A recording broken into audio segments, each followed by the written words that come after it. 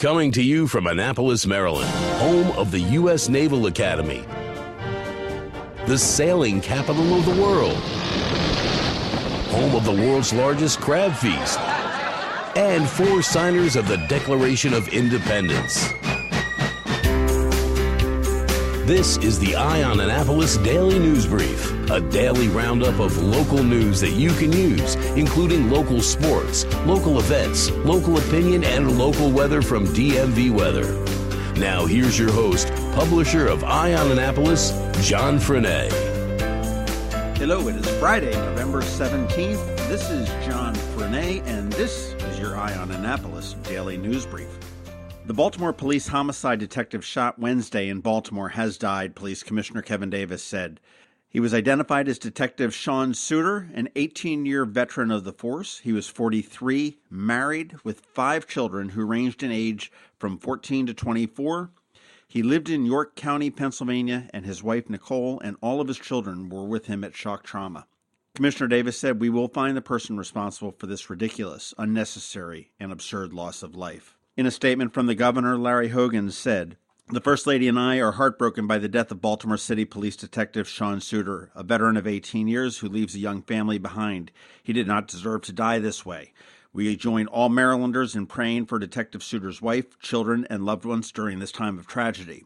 It's difficult to express the sadness and anger that comes with losing this dedicated public servant to such a cruel and senseless act of violence. The state of Maryland will continue to support local law enforcement as they hunt down the individual that committed this heinous crime and ensure that the full force of justice is brought to bear. May God continue to bless and brave men and women who serve and protect us every single day, including all of Detective Suter's fellow officers on the Baltimore City Police Force. They are truly some of the best and most heroic people that we have the honor to call Maryland citizens." Governor Hogan has ordered that Maryland flags be flown at half-staff to honor Baltimore City Police Detective Sean Suter.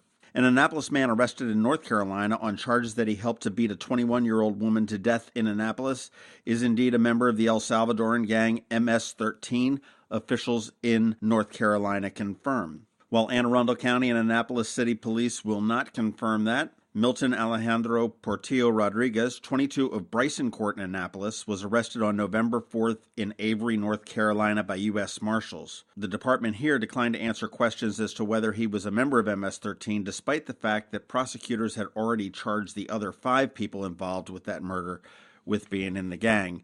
However, Avery County Sheriff's Department said in a release that Portillo Rodriguez is a, quote, known and verified MS-13 gang member from the Maryland area. Bad news on the retail front. The Lord & Taylor store in the Annapolis Mall is set to close early next year. The closure of the store at the Westfield Annapolis Shopping Mall will result in the loss of 141 jobs, and the store is scheduled to close sometime in the last half of April 2018. In addition to Lord & Taylor, the mall is anchored by Nordstrom, Macy's, Sears, and J.C. Penney. And we have also heard that the mall is in negotiations with Wegmans supermarkets to replace Sears, which may be closing in the future as well.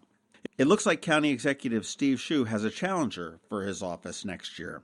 Davidsonville resident Stuart Pittman has announced his candidacy as a Democrat, and he is the owner of Doden Farm Training Center, which is a large farm in Davidsonville, which has been in his family for hundreds of years. He's the first Democrat to announce his candidacy for the executive office and would be the first Democrat if he won since Janet Owens, who served from 1998 to 2006. Pittman told the Capitol that he is running on core platform issues, including supporting businesses, higher paying jobs, higher developer impact fees, and working with the county auditor. Pittman also told the Capitol that Hogan is well-liked with support of polling around 60%. However, his campaign may counteract that effect. After graduating from the University of Chicago with a degree in poli-sci and Latin American studies, Pittman worked as a community organizer first in Chicago and later in Des Moines, Iowa. He moved back to Maryland in 1990 and continued his work in Washington, D.C. as a field director for the National Low-Income Housing Coalition and then as a national campaign director for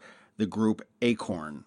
Speaking of county executives, County Executive Steve Schuh was up in Crofton yesterday where he broke ground for the Crofton High School. The $124.5 million school is expected to serve about 1,700 students and will be complete for opening in September 2020. Officials at the ceremony included the county executive, school superintendent George Arlotto, District 7 Councilman Jerry Walker, who incidentally we just spoke with on the Maryland Crabs, and you can hear more from Jerry Walker next Thursday.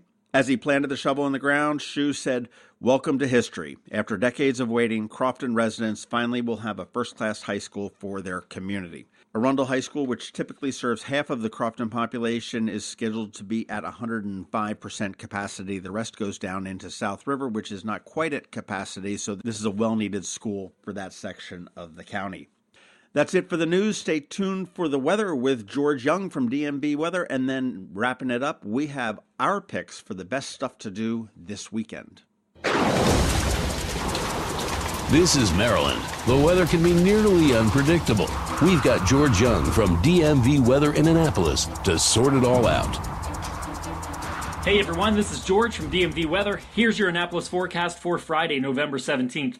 After a warm day yesterday in which the temps jumped up a bit higher than expected into the low to mid 60s on strong winds out of the warm west-southwest, we're back to below average temps today following yesterday afternoon's cold front that changed the flow of air into the Annapolis region to the cooler northwest.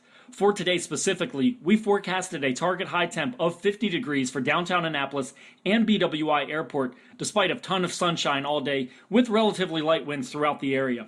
Tomorrow will be a bit warmer ahead of yet another cold front, with temps in the 55 to 60 degree range for highs during the day, but those seasonal temps will come with a likelihood of rain showers across all of Anne Arundel County as a result of the front moving through, with most rainfall likely to fall in the evening and overnight hours of Saturday into very early Sunday morning, before skies clear a bit on Sunday for a mix of sun and clouds, but highs again back near 50 degrees. One more thing to look out for with this front will be breezy conditions across the entire region, starting mid to late day Saturday and lasting all the way through Sunday, with conditions Sunday likely becoming outright windy with winds sustained at 15 to 25 miles per hour and gusts between 30 and 40. Last but not least is the early forecast for Thanksgiving Day next Thursday, and at this point we think it'll be sunny and dry, but cool with temps likely in the 45 to 50 degree range. Okay, that's it for us today. Get our free weather app from the Apple App Store or Google Play Store by searching for DCMDVA Weather and follow us 24/7, 365 on our website at dmvweather.com or on social media via Twitter or Facebook for all of the latest weather updates, forecasts, analyses, and content for the Annapolis region. This is George Young of DMV Weather with your Annapolis forecast. Enjoy the weekend ahead, and remember, whatever the weather out there, have fun and be safe. Hey there, this is John Fernay, and the Eye on Annapolis Daily News Brief is sponsored by, well, it could be you. Podcasting is a growing trend, and since launching on September 1st, we have more than 10,000 downloads of this podcast, plus thousands of listens on Facebook, Twitter, and YouTube. In addition to our Facebook page, All Annapolis, and our Twitter account, we distribute the Daily News Brief to Apple Podcasts, which used to be called iTunes, Google Play, Stitcher, iHeartRadio, and the TuneIn app that can be played on your Amazon Echo or Google Home device. We focus on local news, local weather, local events, and local sports, including high school and college. So our audience is pretty tightly targeted to the greater Annapolis area. And if you own or manage a local business, you're a likely customer. Intrigued? Well, here's something to think about. Your company could be featured on this daily podcast for less than $20 a day. Interested? Shoot me an email and let's talk. My email address is john@eyeonannapolis.net, and that's EYEONANNAPOLIS, but you already knew that, .net. Let's get together and see what we can make happen. Need to make plans for the weekend? We got you covered. Here are our top picks. Be sure to visit eyeonannapolis.net to sign up for the events newsletter with a listing of all the upcoming area events. Next week is Thanksgiving, so let the holiday festivities begin. Tonight, down in South County, Green Street Gardens hosts their Twilight Open House from 6 to 9 p.m. to kick off their holidays. Plenty of great lights, plenty of food, plenty of drink. If you haven't been down to Green Street Gardens, check them out. They're down in Lothian. A lot of fun there. Keeping up with the Joneses, tomorrow, Homestead Gardens will follow suit at 5 p.m. with their own grand illumination. Have you ever seen 250,000 lights light up all at once? You can do it there at Homestead Gardens. Make sure you're there. Plus, just check them out. They do such a wonderful job decorating there, from the Christmas trees to the train sets, decorations, you name it. They've got it at Homestead Gardens. Check it out. Earlier in the morning tomorrow, the Annapolis Running Classic gets underway at about 7 a.m. It is a 10K and a half marathon, which I believe is sold out, but what's happening afterwards should be of interest to all. It is a party that goes on afterwards, and it's an awesome dance party with the Timmy Metz Band and everybody's favorite Get Your Ass Up and Dance, the Shatners. Plus, you can check out the Navy Notre Dame game there in their heated tent, and it all goes down at the Navy Marine Corps Memorial Stadium. And here's a pro tip. Don't park in the lot and pay their $10 or $5 or whatever it is. Go across the street in the DNR building. That lot will be empty. Park in the DNR lot for free. Lights on the Bay opens up at Sandy Point State Park tomorrow night. $20 will get your car in, but this year it supports the Anne Arundel SPCA. It runs into the 1st of January. Lots of new displays this year, I've heard. That would be a good thing to check out. If not this weekend, certainly one of the weekends before it goes away in the new year. Tomorrow night at the Annapolis Moose Lodge, and to be honest with you, I didn't even know we had a Moose Lodge, but apparently we do. It's kind of in Crownsville on the way to the Ren Fest. 7 p.m., you've got Free Range Improv, and there are a few tickets that still remain. Free Range Improv is Annapolis's homegrown true improv comedy troupe. A lot of fun, a lot of adult themes. Definitely check that out. If you don't feel like going to the Moose Lodge, head on over to Acme at 7 p.m. and nominate your hero, any hero in your life. It could be military, it could be a teacher, it could be a friend, it could be your parent. Budweiser is sponsoring, once again, with the Military Bowl, the Bud Heroes. Nominate a hero in your life. You can record a video. You can just write a little note about it. Hashtag it Bud Heroes. And you might win a huge prize package for the Military Bowl, including a ride in the parade, tickets to the game, and ability to get down on field, as well as some scoreboard recognition. You can also do that online at militarybowl.org/budheroes. And in my humble opinion, or in tech speak, I guess it's IMHO, Rams Head has a pretty strong few days coming up too. Sunday night, Spyro Gyra. Monday, Gaelic Storm.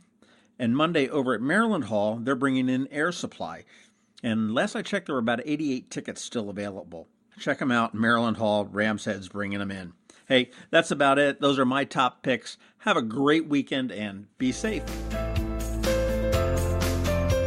Thanks for listening to the Eye on Annapolis Daily News Brief. If you like what you heard, make sure to tell your friends and colleagues about it. And also tell them about our website, eyeonannapolis.net, where you can find much more. Be sure to check out our other weekly podcast, The Maryland Crabs. This podcast comes to you every Monday through Friday at noon. Thanks for listening, and we'll see you next time.